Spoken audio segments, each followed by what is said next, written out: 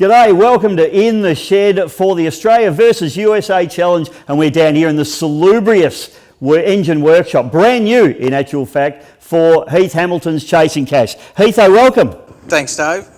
Thanks for having us, and thanks for your time coming down here. It's really appreciated. Mate, it's great to be here. Nice little shed you put yourself together here. We're just sitting with your baby here as well. Yeah, it's my little sweetheart, and my wife as well.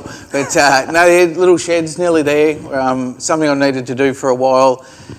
Things are getting serious, obviously, with the boat, and we're going to be back soon. And I needed more room, and so we've just done this, and it should be a good thing for us. Well, mate, we're going to talk about that a little bit later on. I just wanted the people to get a little bit of a feel of where Heath Hamilton comes from. Obviously, I've known you a long time, and we're good mates, and I know exactly where you come from. But a lot of people watching, you know, the Victorian guy that runs this little Chase N Kash machine, who's been the Dragon Slayer over the last season, I'd have to say, mate, and I'll say that, you don't have to. But your dad, Ian, everyone knows him down. He's a bit of a legend down around the Glenmaggie District Boat Club. Tell us his story, a little bit about his story and how he got you into it. So basically it started back when I was a little kid. Dad took me down to the races before he even raced, and I thought it was pretty cool. It was in the early 80s. Dad, or Hamo as you want to most know him, started in about 1985 in a Stevens tunnel runner in a boat called Formula One.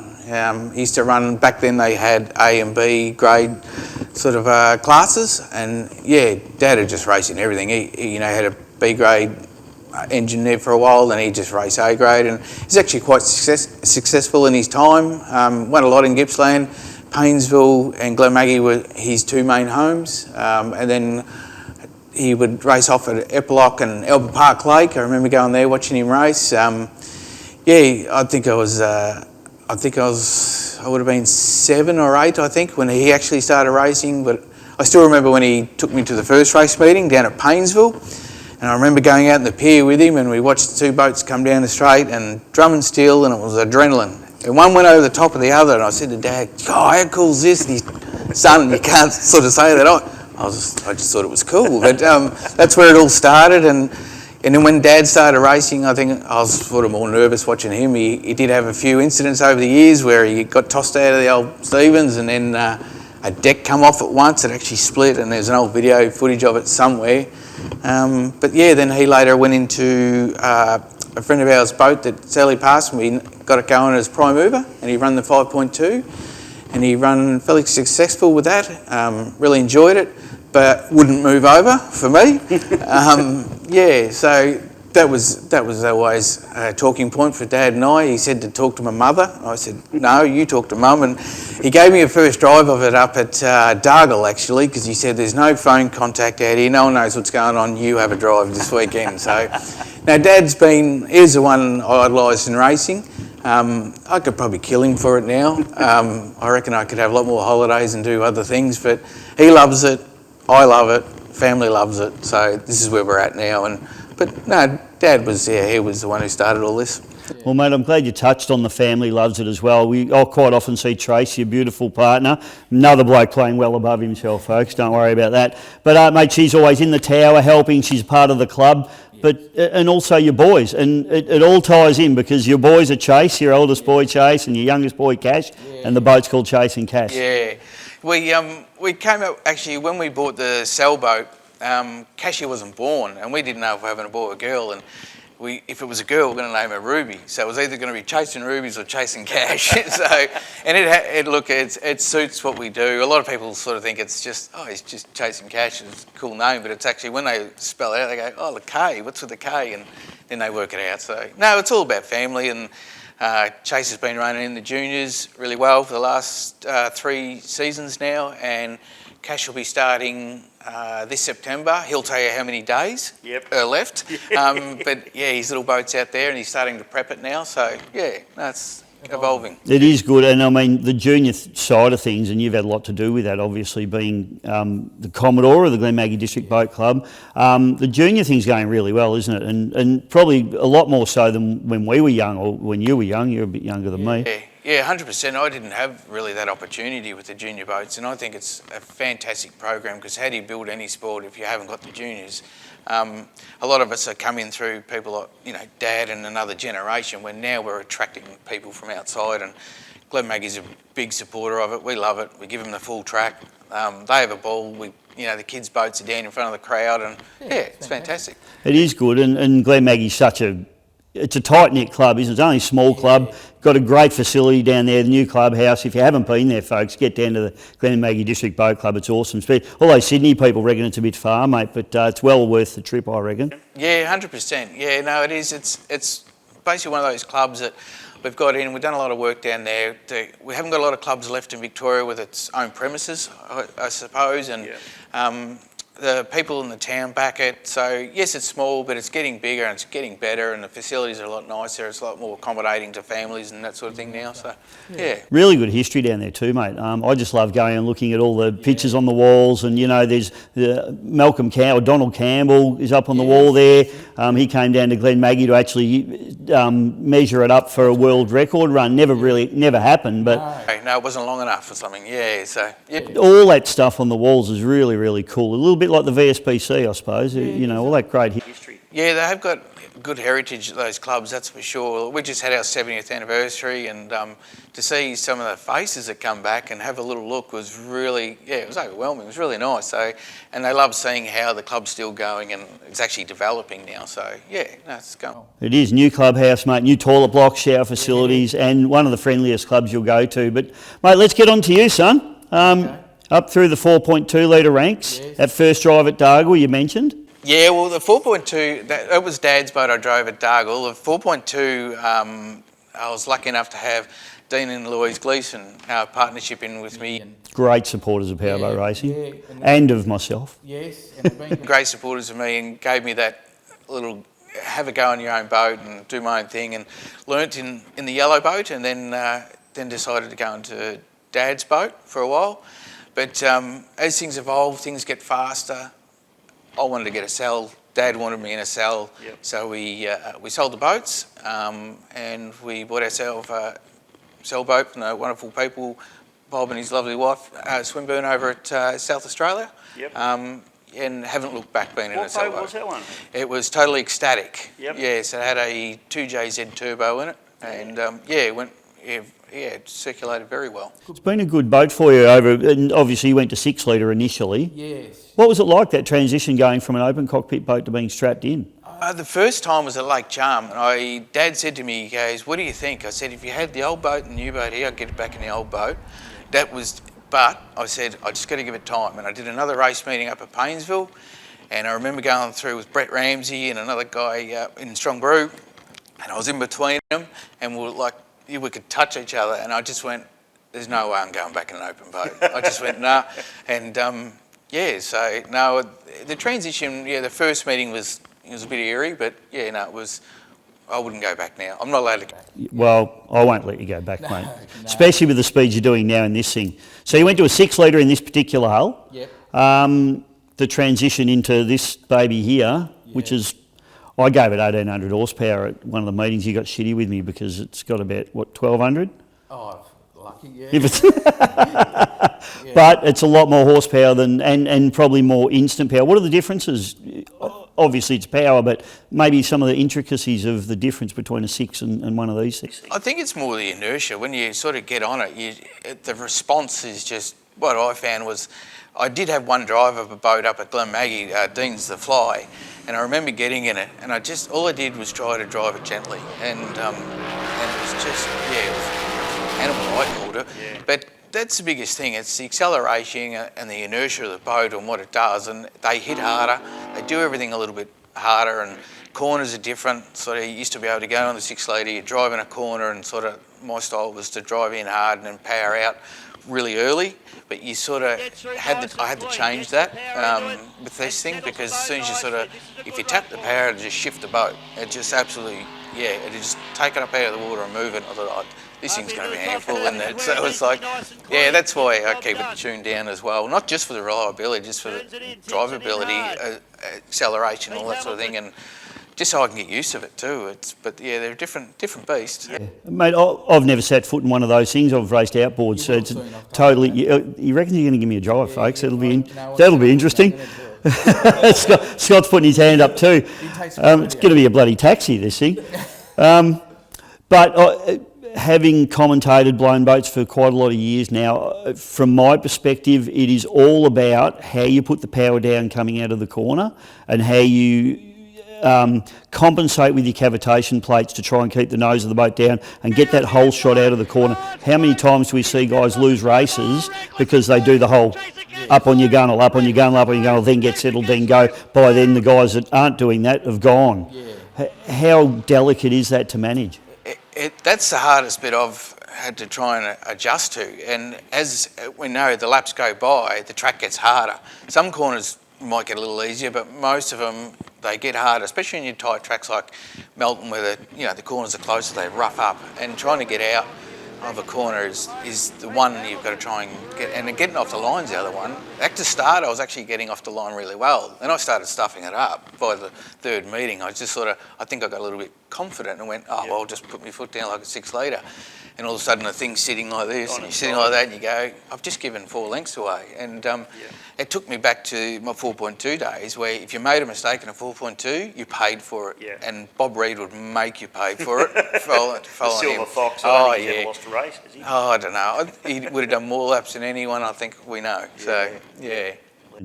That's the thing. Do you do anything with? I've often thought, like, obviously throttle control is a big thing in these boats, and I know in the boats that I've raced, I like the throttle pedal to be a little bit stiffer because when you're hitting waves, your foot's going like this. Do you muck around with both the geometry in terms of how quickly it opens and also how heavy it is under your foot? More like yourself, not the geometry that much really. It's more the stiffness, so you can sort of plant your heel in and bring it on. I'm the same way. I know when I first got it was really light. I'm like, oh no. This is as soon as you hit something, my foot's off, it's on, and then you can hear me going burp, burp, burp, and yeah, it sounded like a real rookie. So yeah, no, that's one thing we do in the tune of this engine. The way we've gone, the engine management, we've able to help me as well. Yep. So instead of having all this power sort of there and ready to go, it's a little bit more drivable, I find anyway. So and I wanted to touch on that point with you because there's boats out there with 2,000 horsepower. Yeah. Palmer, just the thing's an animal, right? Surely in a 21-foot boat or an 18-foot 6 boat like yours, there is only so much power that boat can handle. Like, surely you get to a point where you've got excess power and then you're trying to control that. Yeah, I truly believe what you're saying. Yeah, that's right. We can just keep putting power in this, and a lot of people mention, are you? And we haven't got the straight line speed yet. We're getting there, but I've got to be able to drive it to that straight line speed, and that's my biggest key at the moment. Still trying to learn that, and this hiatus we're having at the moment is not helping, but keen to get back in. But yeah, that's the biggest thing. You can put more and more power in them, but it doesn't necessarily go and make it go any faster. It's like motorbikes when I used to ride and do a little bit of racing with them, and I remember getting a fast bike and I went slow. Yeah. I just went slow. I didn't have the skill and that sort of thing to do it. So you back down a little bit and then you come forward. And that's trying to do this thing. Just everything. I guess it's that delicate balancing act where you want to be at the first corner with everybody else, because if you're not, you're in the washing machine. And we've seen footage from your boat actually at Melton where you're going in absolutely blind. There's spray everywhere. So you don't want to be in that situation, but you've also don't want that much power that you can not control the thing coming out the other side. That's right. It is a little frustrating. I used to have that 6 litre a bit, like we just didn't have the terminal speed. And so my biggest thing was to push through corners and try and get good exits. It's a little bit the same at the moment. Yes, it is frustrating because you do get a bit of a hose down, but you've got to know your starts and drive them out. And if you can get through that first corner, then you can sort of have a race. You can really start to check up and You see so many times, don't you, people coming back. I mean, Craig Bailey's probably a great example of, he's never at the first corner with all the blown boats, and you just see him chip away.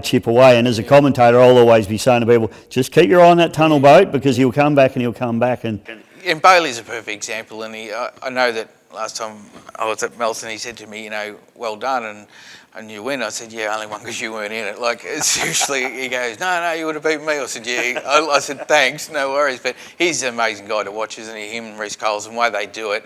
But they're just, I'd love to know their lap times. They'd be so close every lap where I think we're getting a little slower. They just keep... The pace stays up, yeah. And do you enjoy that type of racing? Different hulls, different combinations, outboard, inboard, even hydro sometimes? I did in the 6 litre. I haven't done a lot with this one. It's only been sort of displacement racing at this point. Yeah, I don't mind it. Hydroplanes, they're certainly hard. Like going to GP in a little boat like this, it's like, what am I doing out here? But I don't know, it was silly enough to go. That's the holes that they leave, obviously. Yeah, that's it. Yeah, that's it. But they're a fantastic machine to watch. But the tunnel boats, they just baffle me how they get around a corner like that. It's just, it must be unreal. So, yeah. It'd be an interesting feeling. Yeah. Now, I'm glad you touched on it. Nobody was more excited. I'm not supposed to barrack when I'm commentating, but I kind of did a little bit. Just Melton Gold Cup. What an epic race. And you're talking about putting the power down. That came down to a drag race to the line, and neither of you could get the power down. You were probably just slightly worse bad. Yeah, that's it.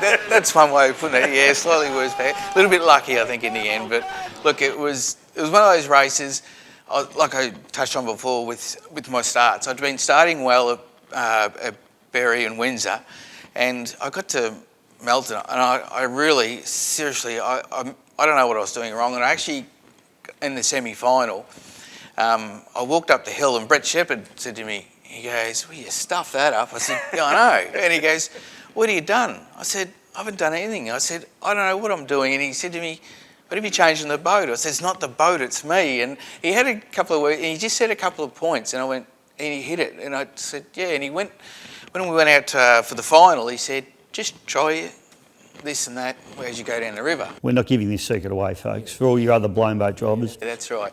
Anyway, just cut it out. But no, he had a few little tips, and I thought, yeah, you're right. I knew it was me, and then in the cup, I got it off the line, and I thought, beautiful, we're off. And then you just see that blue thing, and you go, wow, it's got some... And then he had a bit of a dive down the straight, and I thought, oh, we might lead into this corner. And then we got into the first corner, and I still remember just looking at this blue thing, and I'm trying to shift away, and I said, g'day, and I'm trying to get the boat around, but trying to give room, and I just wanted to keep the pressure on Tate, really. I was so chuffed to make the final. Yeah. And then when they said I was pole 2, I didn't want to ask if they made a mistake. So I thought, we'll go with this, and then it just fell our way in the last, 300 metres or something, and I knew Tate was going to cover me because he always... he nicknames me gutter runner. In the speedway, in the sprint cars, they hook a wheel. Yeah, they hook a wheel on the gutter and go around. And we have this little joke.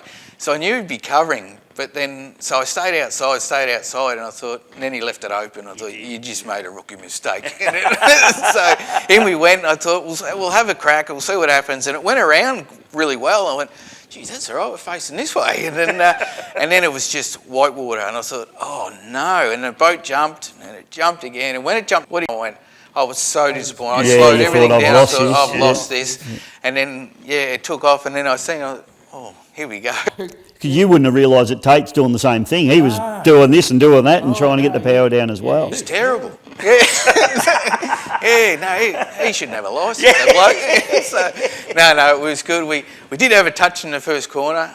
He reckons it was me. I've looked at the footage on my angle. I reckon it was him. That was clearly him, yeah.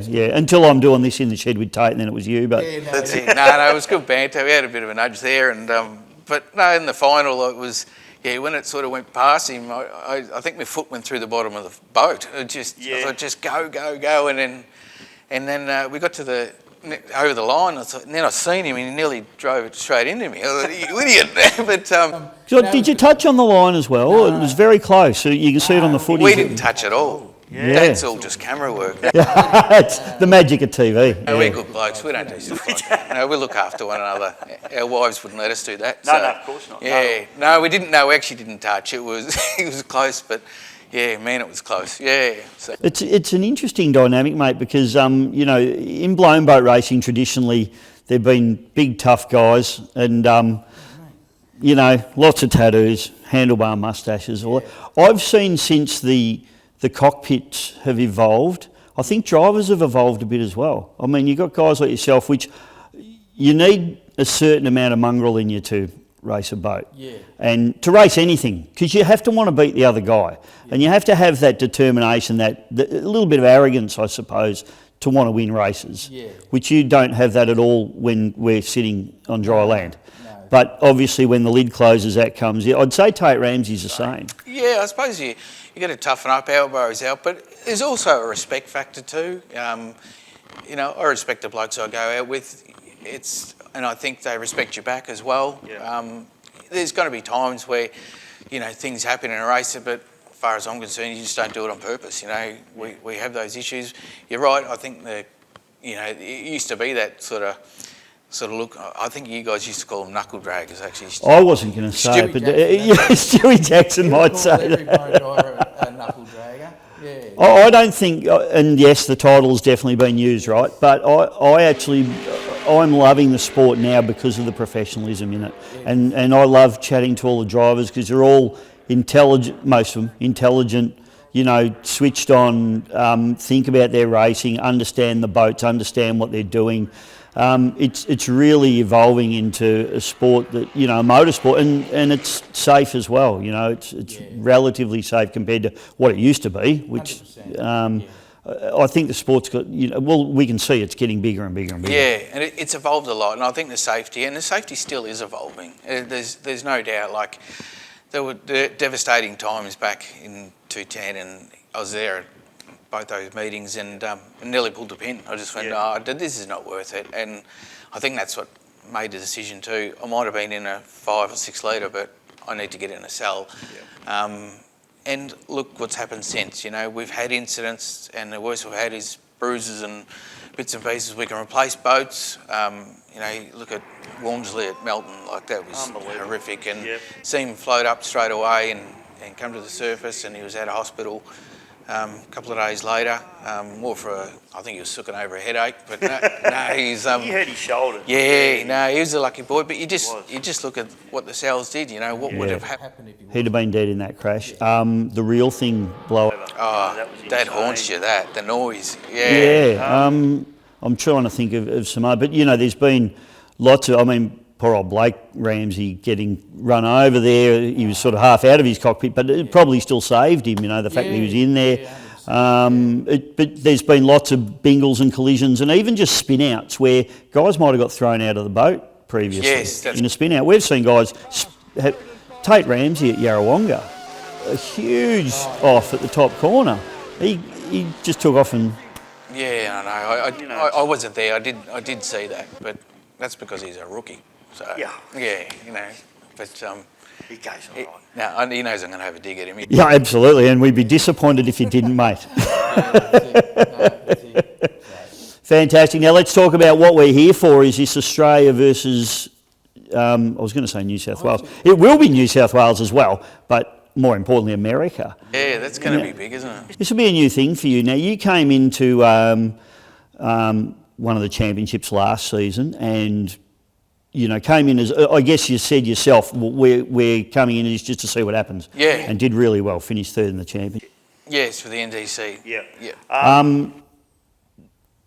Coming into this, do you go into it with some more confidence, or is it just a suck it and see sort of a scenario again? Or, you know, I mean, nobody goes to come second, and now you know you've got the ability in terms of your driving, you've got the boat, it's very capable.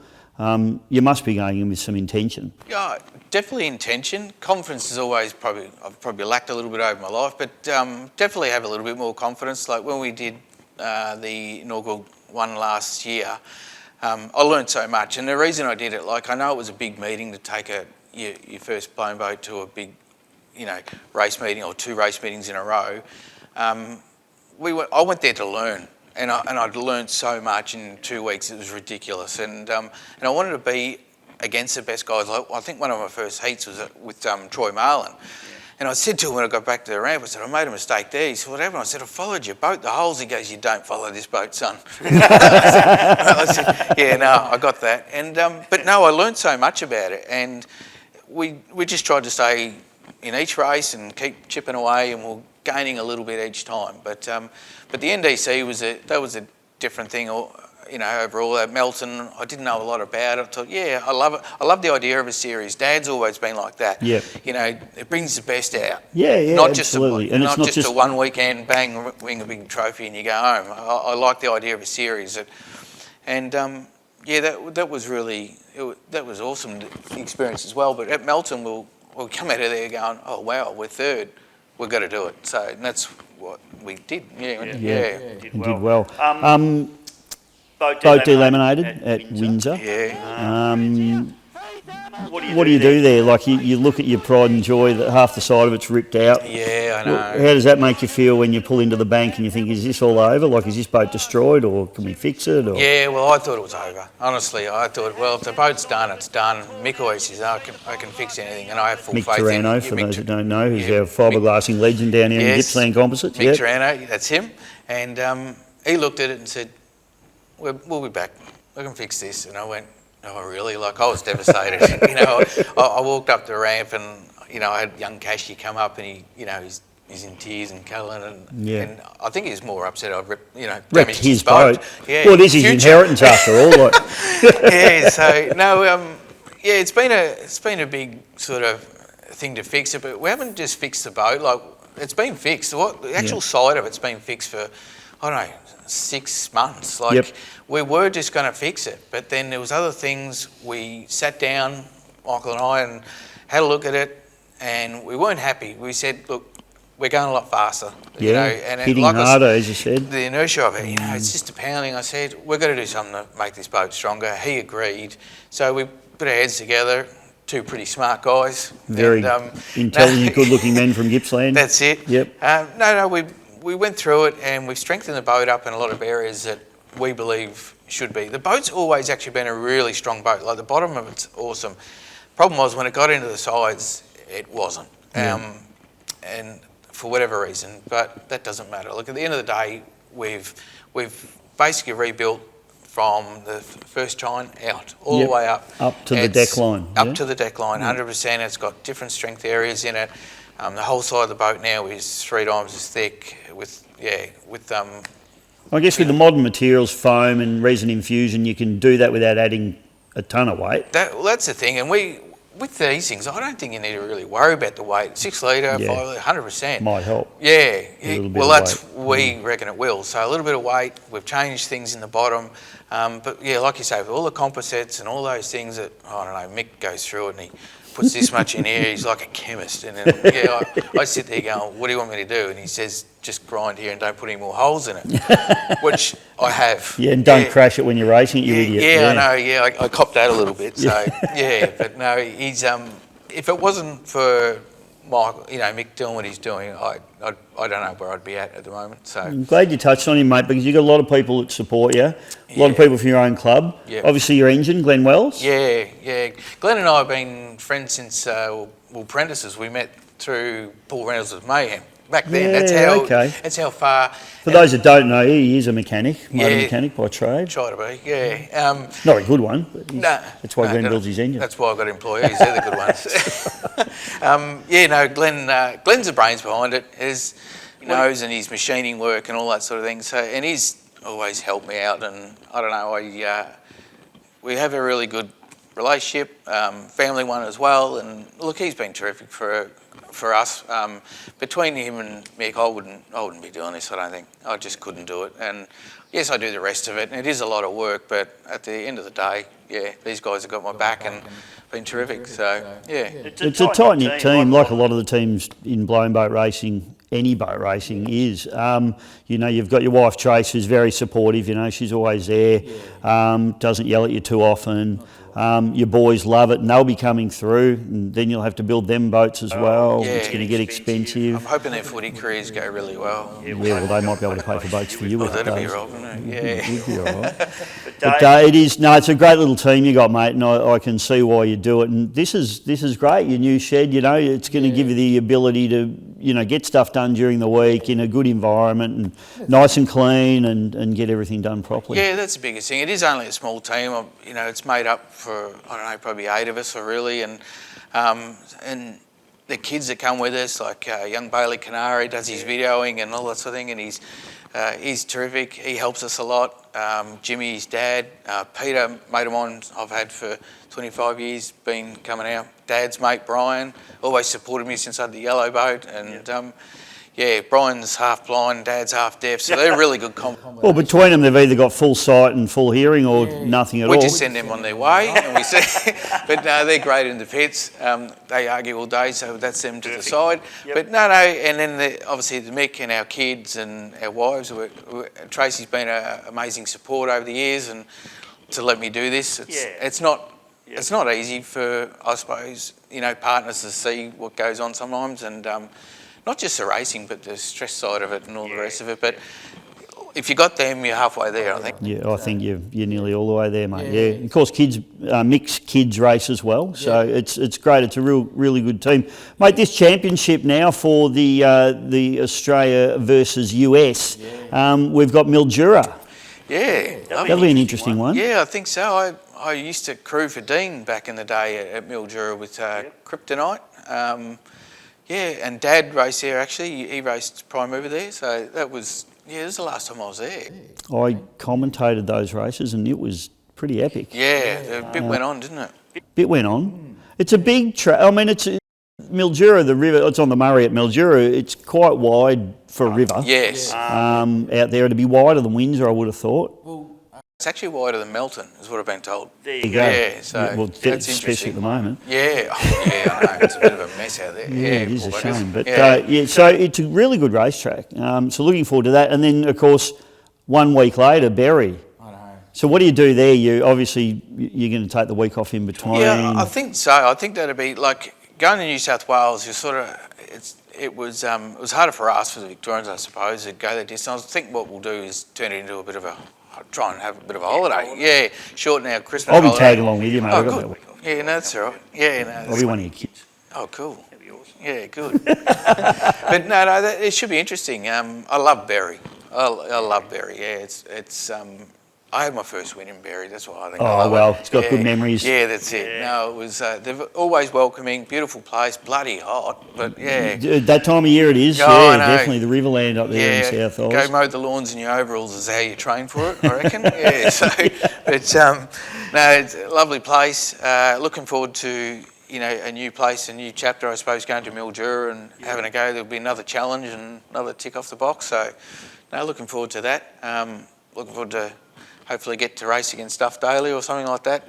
Yeah, but just to race him would be cool. Yeah. It will be very cool, mate. Yeah, and those K boats that they use over there, the flat bottom boats, I think they seem to slide a lot more than our boats do. So you're gonna have to think about how you come into the corner, either on the inside of him or the outside of him, or how that's going to work as well. That's 100%. That is going to be interesting too.